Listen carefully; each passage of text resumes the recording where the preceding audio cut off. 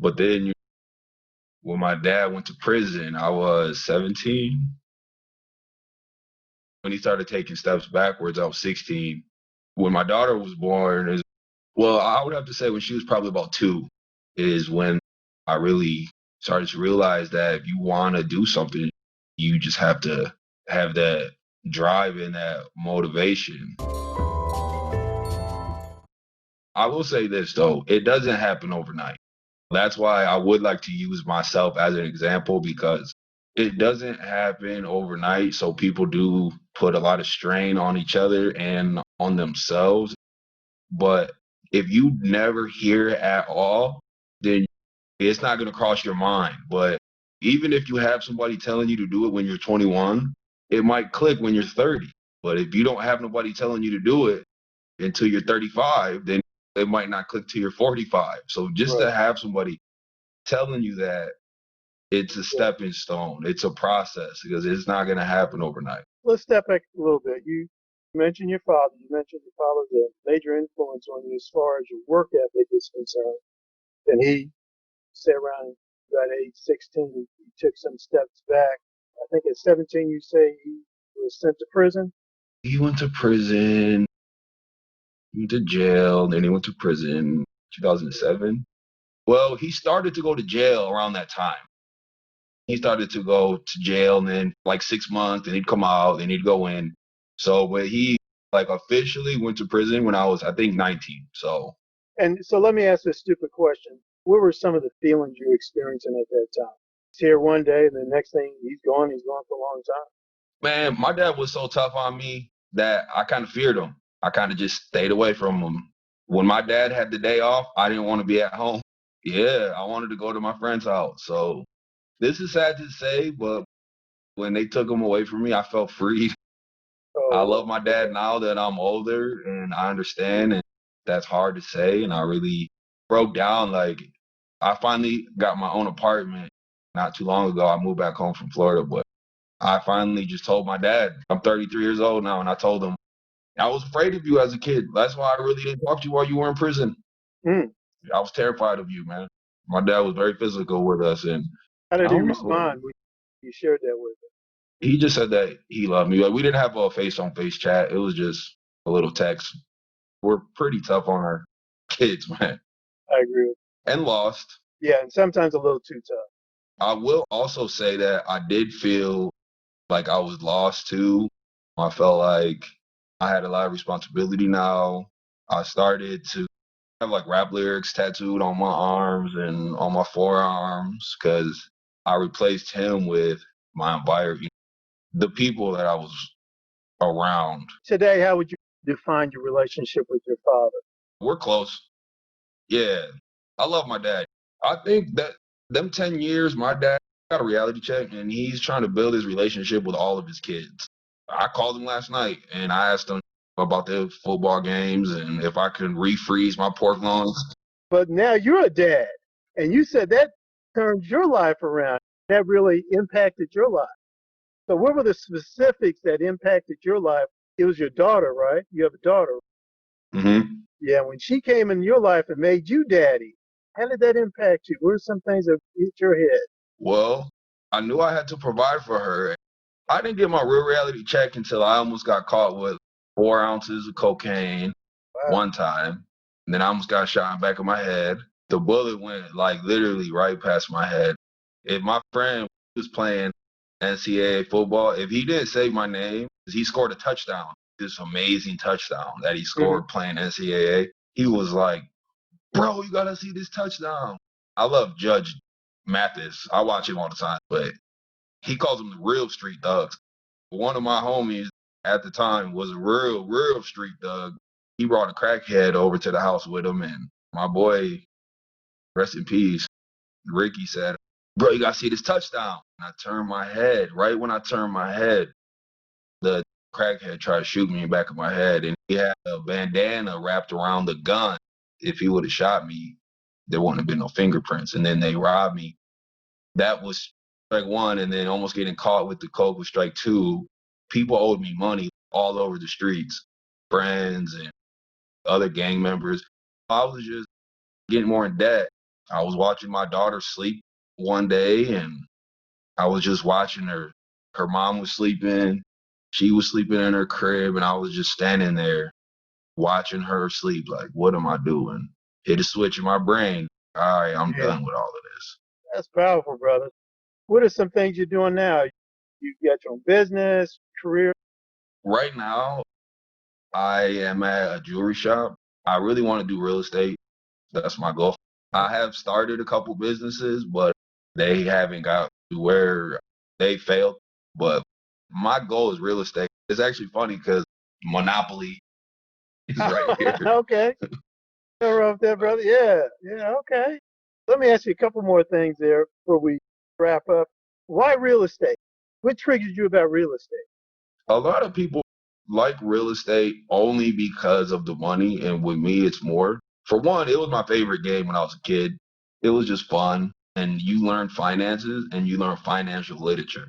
Monopoly has helped me learn more about real estate than like anything.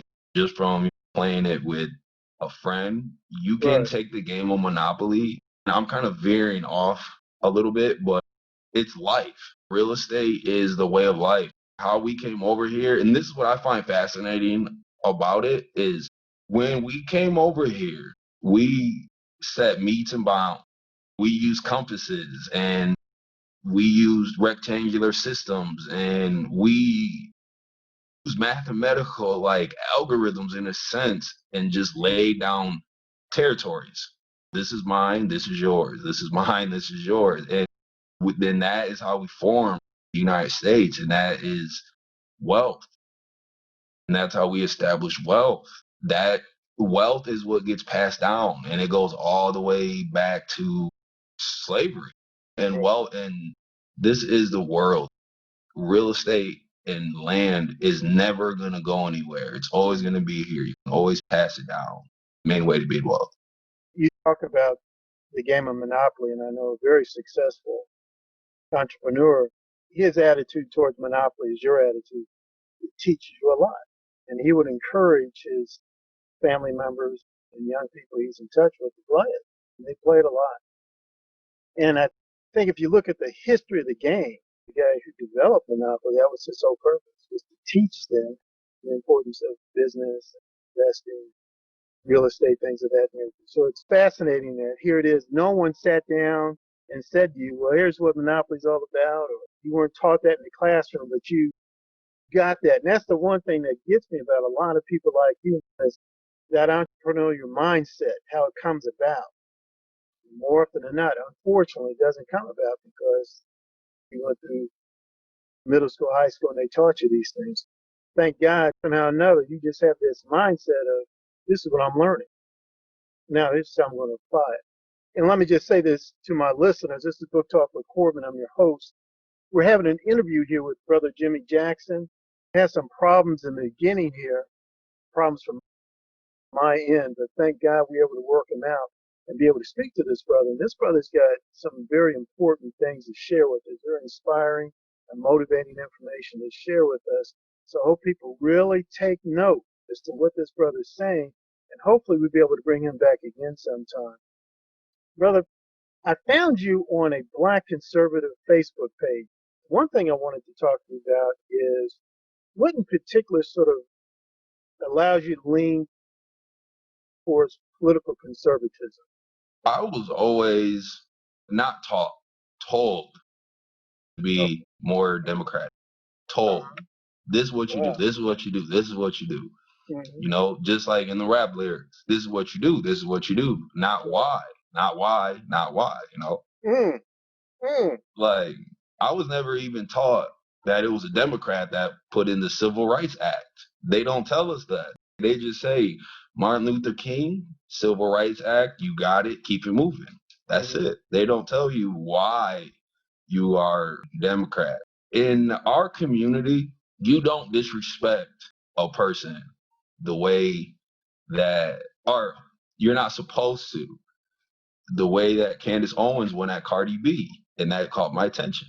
We Wow. finally had somebody. I just got tired of so much of the gangster rap and the gangster rap. And I was sitting and I think I was cleaning my apartment one day and I heard Candace Owens, and I never even heard the name. And she was like, she just tore Cardi B up. Like, she's illiterate. She don't know what she's talking about. And why are we chirping at each other like, brrr? Right. And I was cleaning my apartment, bro. I was like, who is this? I hear that, brother.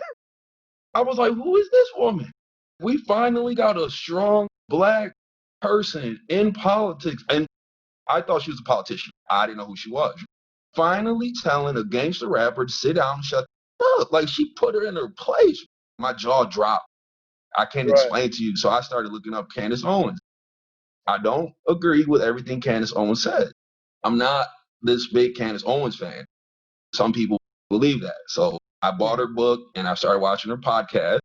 Some things I think she says that are out of line. But there's so much information out there that we believe is not true. If you go ask most black people, why are we Democrats? And we don't know. And I believe that it is, in a sense, it's reverse psychology. When Frederick D. Roosevelt, who was a Democratic president, gave black people kind of like crumbs in a sense.